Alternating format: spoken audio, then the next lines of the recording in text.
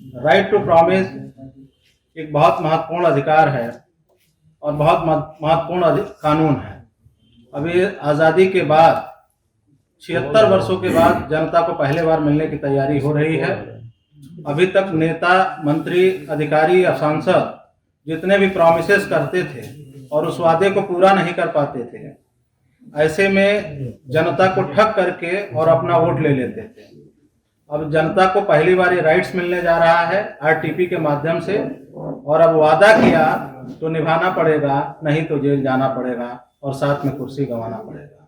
जिसके लिए हम लोगों ने माननीय सुप्रीम कोर्ट में, सर्वोच्च न्यायालय में हम लोगों ने एक जनहित याचिका दाखिल किया है, जिसका PIL नंबर है 3507/2019। माननीय सर्वोच्च न्यायालय में हम लोगों ने एक आरटीपी नाम से जनहित याचिका दाखिल किया है। अब वादे को पूरा कराने का कानूनी अधिकार की मांग हो रही है। अब जितने भी सांसद, विधायक या नेता या पॉलिटिकल पार्टी हैं, अब वो उतने ही वादे कर पाएंगे जितना वो निभा पाएंगे। अगर नहीं निभा पाते हैं और उस वादे को नहीं पूरा कर पाते हैं, ऐसी स्थिति में उनकी सदस्यता रद्द होगी, उनकी पार्टी की मान्यता रद्द होगा और 10 वर्षों के लिए चुनाव लड़ने पे प्रतिबंध लगेगा। इसके साथ ही यह एक ऐसा अधिकार होगा जो वोटर को सीधे तौर पे मिलेगा और नेता या मंत्री या अधिकारी से पूछने का काम करेगा। ये इसके साथ साथ जितने भी पॉलिटिकल पार्टी घोषणा पत्र, मैनिफेस्टो या वादा पत्र या निभाएंगे पत्र जारी करते हैं, अब उनको स्टैम्प पेपर पे लिख के देना होगा। अगर वो नहीं देते हैं तो कोई भी आम जनमानस रिटर्निंग ऑफिसर के यहाँ जाकर के अपना प्रत्यावेदन दे करके उनकी सदस्यता रद्द करा सकता है और उन पे अभियोजन चलाने के लिए वाद दायर कर सकता है। ये कानून अभी बन गया है या बनने वाला है? नहीं, अभी माननीय सर्वोच्च न्यायालय में विचाराधीन है। हम लोगों ने जनहित याचिका दाखिल कर दिया और इस पे माननीय सुप्रीम कोर्ट ने सो मोटो भी ले लिया है। अभी आपने 26 जनवरी को देखा होगा अखबारों के माध्यम से और आप लोगों के टेलीविजन के माध्यम से भी देखने को मिला होगा। इसमें सो मोटो में कहा है कि मुफ्त के वादे पे अगर आप लोक लुभावने वादे करते हैं, ऐसी स्थिति में क्यों न पार्टियों की मान्यता रद्द कर दिया जाए। और इसमें 4 हफ्ते का समय भारत निर्वाचन आयोग को और केंद्र सरकार को दिया है कि 4 हफ्ते में अपना अपना जवाब दाखिल करें। कितनी पार्टियां इस कानून के सपोर्ट में? सिर्फ आपकी पार्टी है या और भी पार्टी? देखिए, हमने जो है, ये भारत की प्रथम ऐसी पार्टी है जो आरटीपी का समर्थन करती है। अन्यथा कोई भी राजनीतिक दल नहीं चाहता है कि राजनीति में इस तरह का प्रभावी कानून बने और वो खुद इस दलदल में फंसे। RTI तो था, RTP का जो है उसको लाने की जरूरत पड़ी आपको? देखिए, RTI से सिर्फ सूचना मांग सकते हैं, उस पर आपके पास कोई अधिकार नहीं है। किसी से सूचना पाना ये कोई आपका राइट्स नहीं है।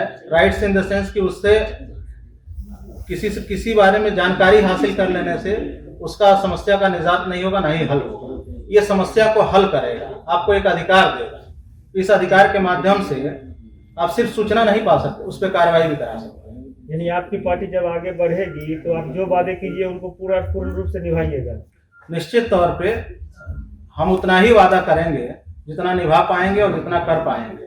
कोई जरूरत नहीं है कि हम 400 वादे करें, 300 वादे करें या 60 पेज का मैनिफेस्टो जारी करें। हम 10 ही करेंगे, लेकिन जितना कहेंगे उसको हर हाल में पूरा करेंगे। भारतीय जननायक पार्टी अभी भारत के कितने राज्यों में सक्रिय है? देखिए, हम लोग छोटे बड़े मिलाकर के 11 राज्यों में अपनी उपस्थिति दर्ज करा चुके हैं। और आप लोगों को शायद इसका नोटिस आप लोगों ने नहीं लिया होगा। बिहार के लोकसभा कुछ सीटों पे भी हम लोगों ने चुनाव लड़ने का काम किया था और विधानसभा सीटों पर भी हम लोगों ने चुनाव लड़ने का काम किया। और ये आधिकारिक तौर पर मैं कहना चाहता हूँ कि लोक जनशक्ति पार्टी के पैरेलल हमको वोट मिले थे, लोगों का समर्थन और प्यार मिला था। कुछ सीटों का आप भारत निर्वाचन आयोग की वेबसाइट से जाकर के सर्च कर सकते हैं। जैसे भोरे विधानसभा है, वहां पर 200-400 वोटों से हमारा उनका अंतराल रहा है। और इस तरीके से जनता का प्यार आरटीपी के प्रति मिल रहा है। और हम लोगों का नारा है, अब कोई सताए तो हमें बताए। अगर किसी को कोई प्रॉब्लम है तहसील स्तर पे, थाने स्तर पे या शासन स्तर पे, तो हमारे पार्टी के पदाधिकारियों से और हमारे पार्टी के नेताओं से संपर्क कर सकता है। और वो जाकर के हमारी पार्टी की वेबसाइट के माध्यम से और सूचना तंत्र के माध्यम से हमें सीधे पत्र लिख सकता है और अपनी समस्या को हमको बता सकता है। हम कोई सताए हमें बताए के अंतर्गत उसके अभियान को लेकर के हम लड़ाई लड़ने का काम करेंगे और उसको त्वरित न्याय दिलाने का काम। जिस तरह से सर बिहार में लगातार आंदोलन लगातार हो रहा है सर, वार्ड सचिवों के बारे में भी सुने ही होंगे, जी। क्या अगर वह उनसे आपसे मिलते हैं, समर्थन मांगते हैं, क्या आप लोग समर्थन देंगे? बाकी पार्टियां भी दे रही है, देखिए, प्रतिपक्ष भी मिलने उनसे गए, देखिए पासवान भी गए। हमने अपने प्रदेश अध्यक्ष जी से कहा है, नीतीश कुमार जी से, कि जितने भी लंबित प्रकरण हैं भर्ती से रिलेटेड, मैंने बड़ा स्पष्ट कर दूं आप लोगों के सामने, मैंने कहा कि जितने भी लंबित प्रकरण है, चाहे किसी भी भर्ती से जुड़ा हुआ मामला है, वो आप लोग त्वरित उस पत्र को लीजिए और जितने भी पदाधिकारी इस विषय में चाहते हैं हमसे जुड़ सकते हैं, मिल सकते हैं। हम हर एक युवाओं के साथ हैं, हम हर उस बेरोजगार के साथ हैं जिसके साथ न्याय नहीं हो रहा है। उसको न्याय दिलाने के लिए हम कटिबद्ध हैं, प्रतिबद्ध हैं और निश्चित तौर पे हम उनके पदाधिकारी अगर हम लोग के संपर्क में आते हैं, हमसे संपर्क करते हैं, तो निश्चित उस अभियान को हम लोग तेज करेंगे और इस पर मुख्यमंत्री जी से घेराव करके पूछने का काम करेंगे। सर आपकी पार्टी क्या एमएलसी के चुनाव में भी सर लड़ेगी सर? देखिए, हम राजनीतिक पार्टी होने के नाते हम हर एक पार्टी की अपनी नैतिक जिम्मेदारी होती है और उसकी रणनीति होती है। हम इस पे अपने पार्टी के पदाधिकारियों से विस्तृत चर्चा कर रहे हैं। निश्चित तौर पे हम लोग एक प्रयास रहेगा कि हम लोग एमएलसी के चुनाव में भी कुछ प्रतिभाग लें और उसके साथ आने वाले म्युनिसिपल कॉरपोरेशन और अन्य चुनाव में भी सहभागिता सुनिश्चित करें और बिहार में लोकतंत्र को मजबूत करने के लिए एक नया विकल्प दें।